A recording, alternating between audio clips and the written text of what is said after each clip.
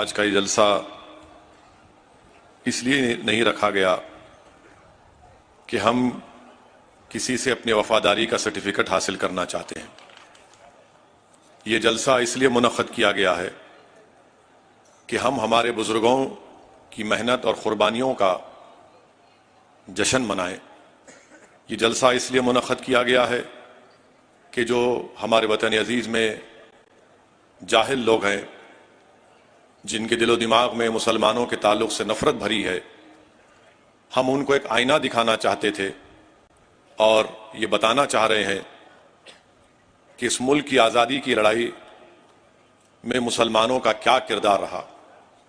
यकीनन 15 अगस्त 47 को वतन अजीज को आज़ादी मिली, मगर क्या सिर्फ 1910 और 20 की जिद्दोजहद से इस मुल्क को आज़ादी मिली? तो इसके लिए तारीख को देखना पड़ेगा। अभी आपने मौज़िज़ उलमा इकराम के बसीरत अफरोज खिताबात को सुना। 47 में मुल्क आज़ाद हुआ तो सन 57 में जंग आज़ादी हुई। 1857 से पहले 1757 में भी एक जंग हुई थी, प्लासी की जंग, सिराजुद्दौला की जंग।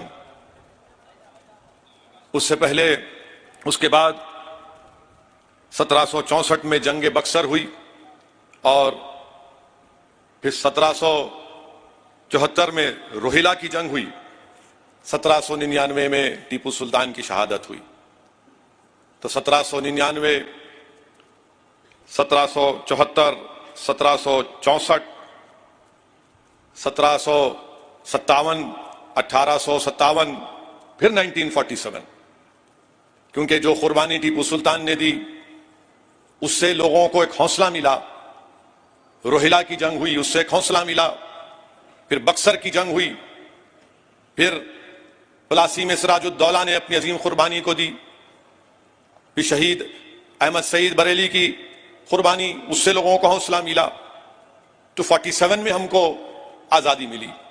तो अगर हम ये कहेंगे कि नहीं, सिर्फ 1920 से ही हम देखेंगे मुल्क की आजादी की जो जहद हुई, हमारे अजीम मुजाहिदीन ने कुर्बानी दी, यकीनन उन्होंने कुर्बानी दी, इसके कोई इनकार नहीं कर सकता।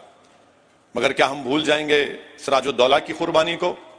क्या हम भूल जाएंगे बक्सर की जंग में जो लोग शहीद हुए? क्या हम भूल जाएंगे रोहिला की जो जंग हुई थी? मेरे अजीज दोस्तों और बुजुर्गों, इसीलिए हम तमाम को ये याद रखना जरूरी है। दूसरी बात यह है कि अभी हमने